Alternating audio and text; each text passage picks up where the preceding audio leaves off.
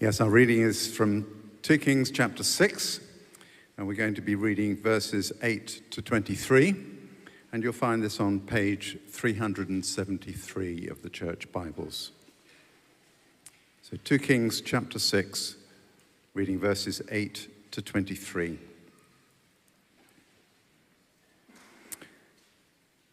Elisha traps blinded Arameans. Now the king of Aram was at war with Israel.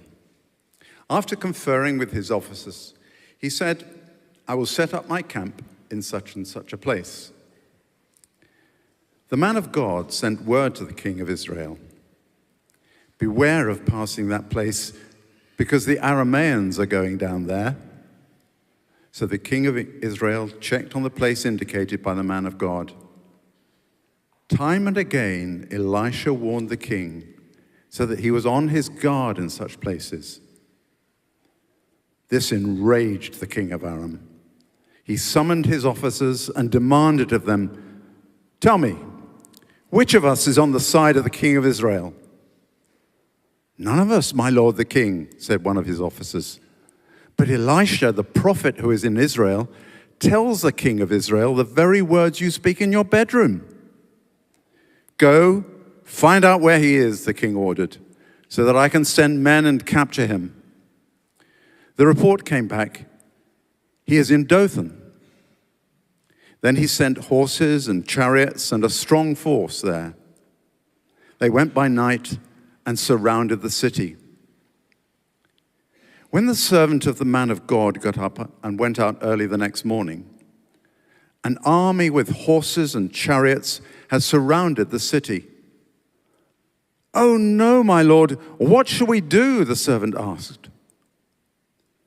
"Don't be afraid," the prophet answered. "Those who are with us are more than those who are with them." And Elisha prayed, "Open his eyes, Lord, so that he may see." Then the Lord opened the servant's eyes, and he looked and saw the hills full of horses and chariots of fire all around Elisha. As the enemy came down towards him, Elisha prayed to the Lord, "Strike this army with blindness." So he struck them with blindness as Elisha had asked. Elisha told them, "This is not the road, and this is not the city. Follow me, and I will lead you to the man you are looking for." And he led them to Samaria. As they entered the city, Elisha said, "Lord, open the eyes of these men so that they can see." Then the Lord opened their eyes, and they looked, and there they were, inside Samaria. When the king of Israel saw them, he asked Elisha, "Shall I kill them, my father? Shall I kill them?" "Do not kill them," he answered. "Would you kill those you've captured with your own sword or bow? Set food and water before them so that they may eat and drink and then go back to their master." So he prepared a great feast for them, and after they had finished eating and drinking, he sent them away, and they returned to their master. So the bands from Aram stopped raiding Israel's territory. This is the word of the Lord.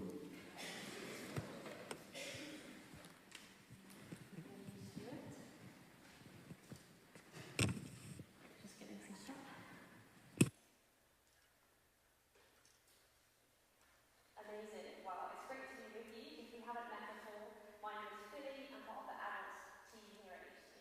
It's my joy to conclude this series with this amazing passage. And there is so much we could draw out from it. But we're going to focus this evening on the interaction between Elisha and his servant when they wake up one day to find themselves surrounded by an army. Now, to kick us off, we're going to start by watching a video that's a little bit funny, but helps get to the heart of what's going on in this passage. So would you turn your eyes to the screens? Good girl, Phoebe. Nice and calm today.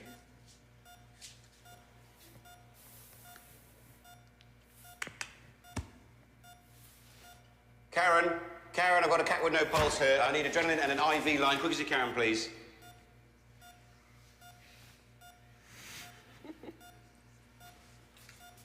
See you tomorrow.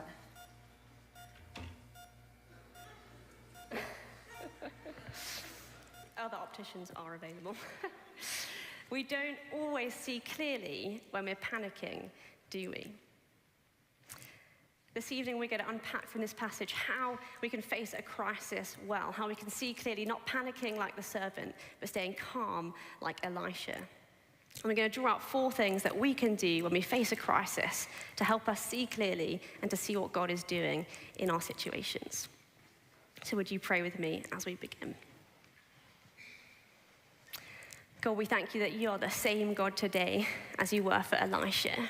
We thank you that you give us your word to show us who you are. And we pray as we unpack it this evening that you would reveal more of who you are to us and give us confidence as we face the situations that we do.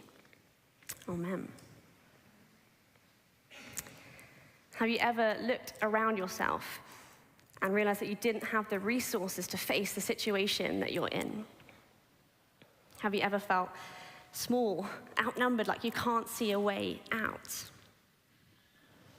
We may not have all woken up to find an army surrounding us, but we will all face crises and situations that feel overwhelming. Where we resonate with the servant saying, oh no, what am I going to do? We can feel this in the smaller situations in life, just like how we can do all of our to-do list. But we also feel this in bigger things, in our families, in our workplaces, in our finances, with our health. Oh no, what am I going to do? How is this going to work out?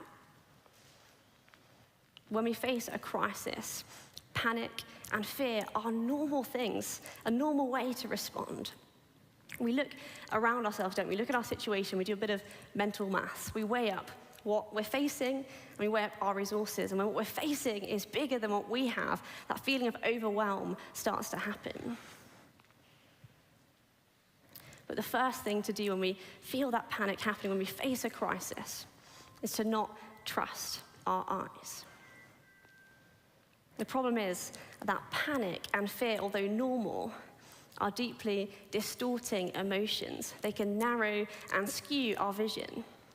It's like when we look in a rearview mirror in a car and things seem bigger and closer than they are in reality. Like Elisha's servant or the guy in the Specsavers advert, we don't always see clearly when we're panicking.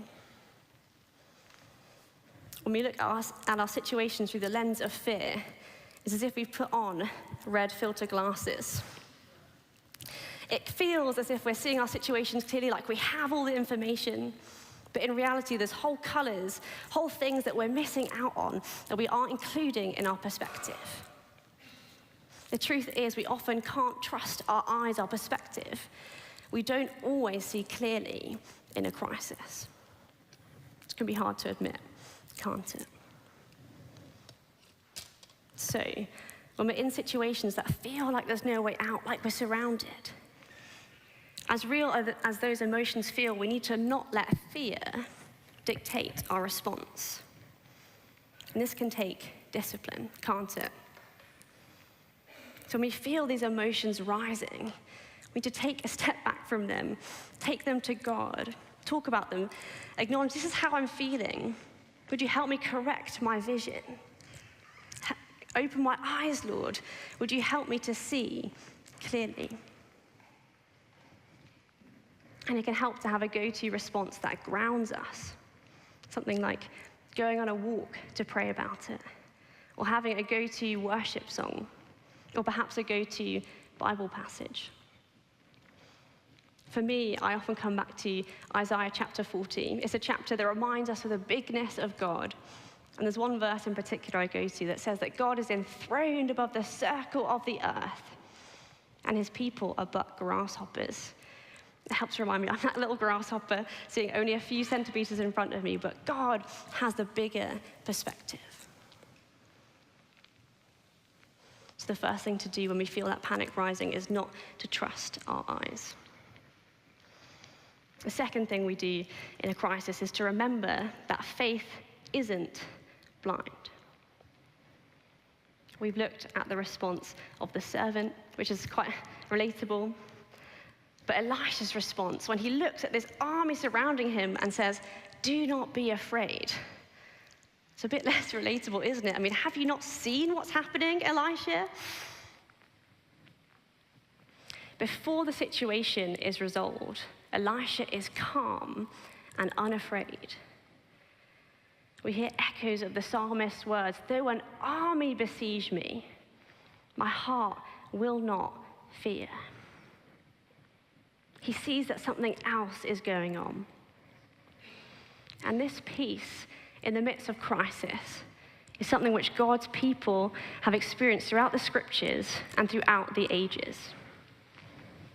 Horatio Spafford, who wrote the words to the song, "It Is Well With My Soul," he wrote those words as he was on a ship passing the spot where a few months earlier all 4 of his daughters died at sea.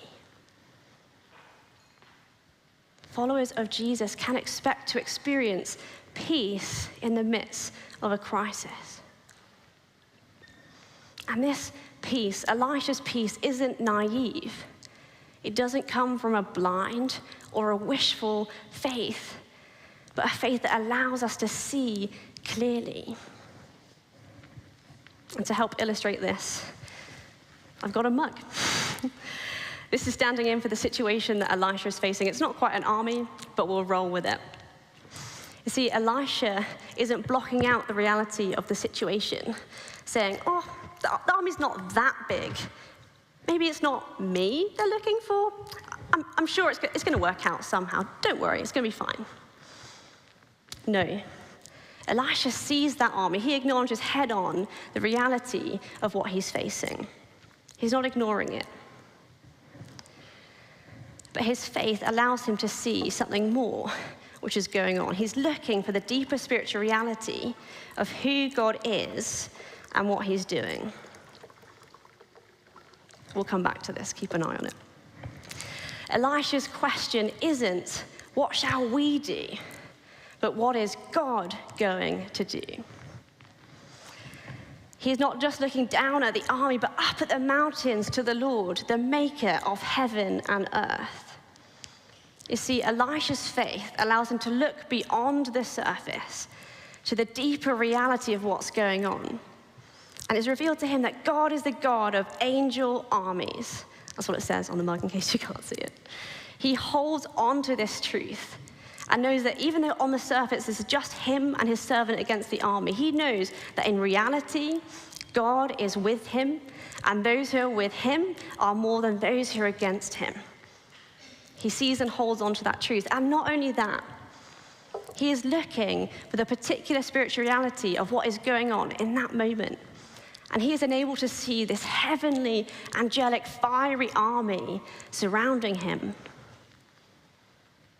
Elisha's faith is based off a truth he knows, that God is powerful and with him, and a particular spiritual reality that he is experiencing, this heavenly army. And that faith is what enables him to respond the way he does. Do not be afraid. Friends, faith is not the imagining of unreal things. It is the holding on to God's truths and promises, despite what it looks like on the surface. And we can also ask for spiritual insight into what God is doing in our particular situations, for him to reveal that to us. We can be tempted to think, can't we, that spiritual insight, this revelation is just reserved to the quote-unquote Elishas of the world. But we see that the servant too is enabled to see this heavenly army. As followers of Jesus, we can ask God to reveal to us more of who he is, his glory, and what he's doing in our particular situations, and what he's doing in the spiritual realms. Perhaps we don't see more angels because we don't ask to see them. Who knows? Friends, we have a choice to view our situations with the lens of fear or the lens of faith. Fear says, I am too weak. There there is no way out. Faith says, despite what it looks like on the surface, I know that God is doing something and he is with me. Friends, we are not called to a faith that is blind or wishful, but a concrete faith that is based in the reality of God's character, his promises, and what he is doing in our circumstances. So when we face a crisis, we can ask ourselves, what am I not seeing? What spiritual truths do I need to cling onto? We can ask, maybe God, is there something that you want to show me about what you're doing? Remember, faith isn't blind. It's a thing that enables us to see our situations clearly. And the third thing to do in a crisis is to focus on the God of angel armies. A few years ago, a friend of mine who was living in Taiwan at the time sent me some photos of the road he was living on in the aftermath of an earthquake. The first photo he sent was of it in a pretty bad state, very rough, potholes everywhere, very uneven.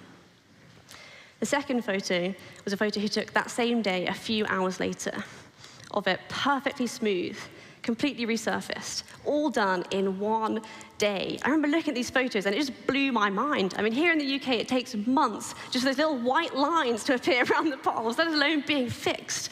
I remember thinking, humans are capable of fixing roads in one day? In a similar way, we need to grow our expectations of what God is capable of, to grow our spiritual imaginations of what is possible with God. Elisha is convinced of God's power and might, and that's what enables him to pray huge prayers. Lord, blind this army, and then take huge risks walking right up to them who were looking to capture him. Often, our default is to minimize God, to forget to include him in the picture when we're weighing up our situations. Perhaps we do include him, but just as someone to comfort us along the way. But friends, God is the God who is capable of more than all we can ask or imagine. He can impact and change the circumstances that we face. In verse 11, the king of Aram asks the question, who is on the side of the king of Israel? And we see that the difference is that God is on his side, acting and intervening. Not just any God, but the God of Israel, the God of angel armies. We see in verse 17 that God is in charge of this fiery heavenly army of horses and chariots filling the hills. Just take a moment to imagine seeing that. God is in charge of a heavenly army that is more powerful than any earthly army. And one of the names for God in the scriptures is actually the God of angel armies. We often miss this in the NIV translation because it's translated the Lord Almighty. It's actually originally the Lord of hosts. This is a name of God. Do you think of God like that? The God of angel armies. And God's angels are still at work protecting his people today. I wanted to share 2 stories with you from Simon Gilbo's podcast, Inspired. The first one is a family who were driving along a treacherous road in Pakistan. With a steep drop, they could see the wrecks of cars that had fallen down before. And as they were driving along, they found themselves in the midst of a landslide. Rocks falling in front of them and behind them, stuck in the middle with nowhere to go, fearing for their lives. And then, out of nowhere, these 4 men turned up. Each of them picked up a corner of the car, walked over the landslide, put it down, and the family drove off to safety. They're convinced that it was angels that helped them that day. Amazing. Another story. There's a young boy in Afghanistan who'd become a Christian from a Muslim background. And when his parents found out that he'd come to know Jesus, he had to flee from them because his father wanted to kill him.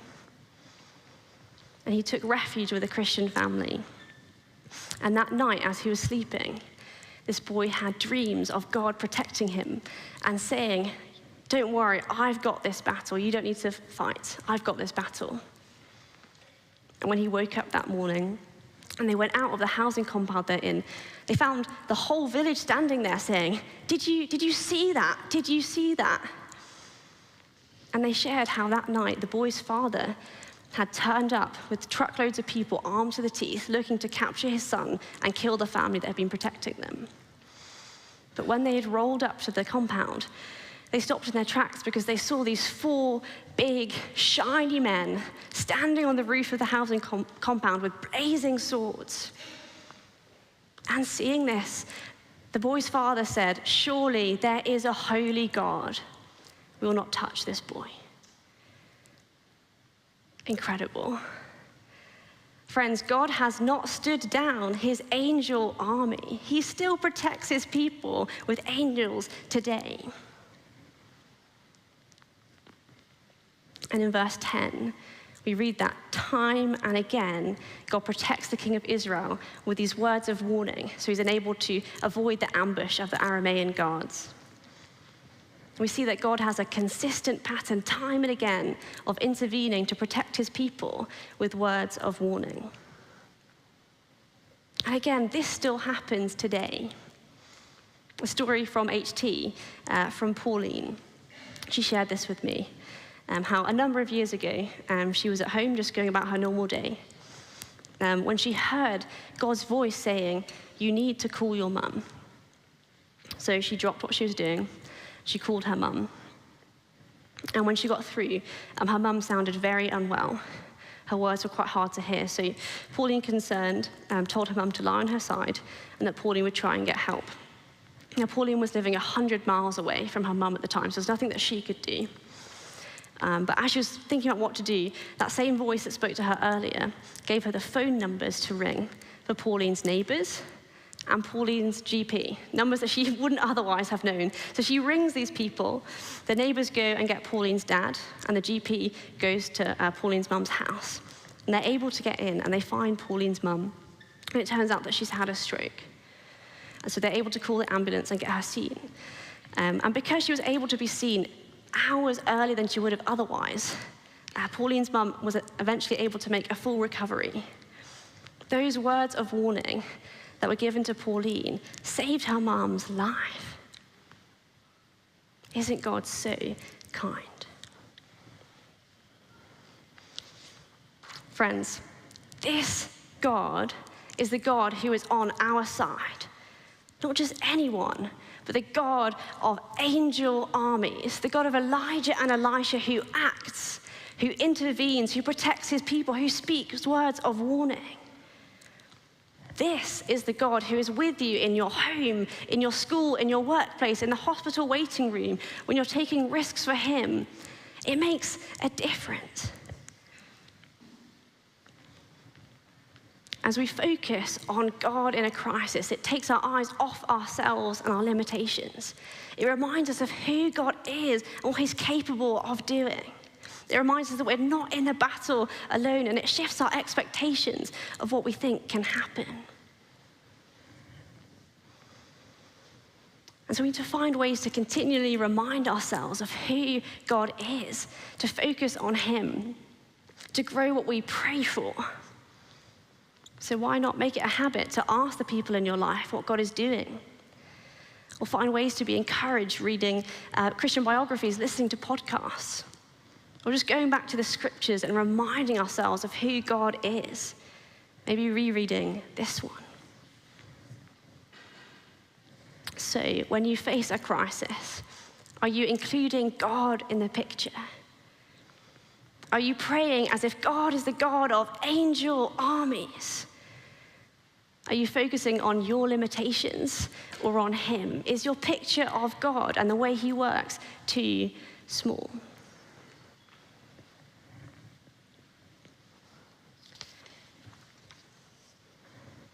And our final thing to do in a crisis is to surrender our expectations of what victory looks like. This battle doesn't end the way that we expect, does it? The irony of this passage is that there's a heavenly army present, but they don't do anything. And not only that, when Elisha leads this whole Aramean army, mysteriously blinded, right into Samaria, the capital of the kingdom of Israel, and the king is there ready to kill them, that's not the plan either. Instead, these enemies are wined and dined. And yet, it is this radical act of grace and hospitality that ends this conflict without a drop of blood being spilled. Amazing, surprising. When I was at university, I used to order from our local Chinese takeaway, and I would always order satay chicken. And what arrived would always be a chicken dish, but it would never be satay chicken. And it'd always be a slightly different chicken dish each time. Never a peanut in sight. Not quite sure how the ordering system was working, or why I kept ordering the same thing. But in a similar way, God always delivers, but not in the way that we expect. Throughout the lives of Elisha and Elijah, we see God dealing with armies in different ways. Sometimes the Israelites have to fight themselves. Sometimes there is literally fire rained down. And in the story after this passage, we see that God causes the enemy army to hallucinate the sounds of horses and chariots so that they flee away. We can't predict what God is going to do. And so like Elisha, we have to be in conversation with him, asking God, what are you doing this time? And often that involves surrendering our expectations of how we think victory should go, what victory looks like. But did you also notice that God allows Elisha to be surrounded in the first place? The king of Israel gets words of warning so that he can avoid the Aramean army. But Elisha gets no word of warning. And so there is a night time when this vast army surrounds him. And it looks like maybe God isn't going to protect him. God doesn't always stop these night times in our lives. And things don't make sense, where it looks like maybe God's promises aren't coming true. Where it feels like we are surrounded before we're enabled to see God's redemptive work in the morning. And this is a pattern we see throughout the scriptures. We see Joseph unjustly imprisoned for years before he ends up becoming Pharaoh's right-hand man. We see Lazarus, Jesus' beloved friend, allowed to die before Jesus comes and raises him from the dead. And of course, the ultimate example of this is in Jesus' own life. In the Garden of Gethsemane, when he's being arrested, Jesus says to Peter, as Peter is trying to fight the guards, Jesus says, "Do I not have more than 12 legions of angels at my disposal?" And yet he chooses not to use them. And Jesus walks willingly to his unjust and brutal death on the cross, taking on the penalty for sin that we might be forgiven and included in God's family, his former enemies feasting in the presence of the King. Jesus lays down his heavenly protection that we might have the eternal protection against God's judgment. God always works things for the good of those who love him. But that good doesn't always look how we expect. And it doesn't mean there aren't those night times where we have to wrestle with the fact that God is the God of angel armies, but he's chosen not to intervene. Why? It can be so hard to wrestle with that, and the Psalms give us the language for those prayers. But friends, we have a cross-shaped faith, where often God's redemptive purposes are birthed out of the pain and darkness of the night. Where the night times are the times where we see the light of God's glory. It is hard, it is confusing. But the resurrection gives us confidence that God is a God who comes through on his promises, that his purposes will come through, that there will one day be a dawn where we understand how God's redemptive purposes are happening. God does fight for us, but the victory doesn't always look like we expect. There may be moments where it looks like all is lost, but God does always win the ultimate battle. So, when we find ourselves in a crisis, what do we do? Well, firstly, we take a step back, not letting fear take the driving seat, but going to God and asking him to shape our vision and perspective on the situation. Secondly, we focus not on our limitations, but on the God of angel armies, praying to a God who can intervene and act in our situations, reminding ourselves it's not naive to trust in him, but we can cling to his promises. Thirdly, we focus on him, taking our eyes off ourselves, reminding ourselves what he's capable of. And lastly, we remember that God doesn't always work the way we expect. Sometimes we have to lay down our expectations. But we can trust and know that God does fight for us, and he will ultimately have the victory. Amen.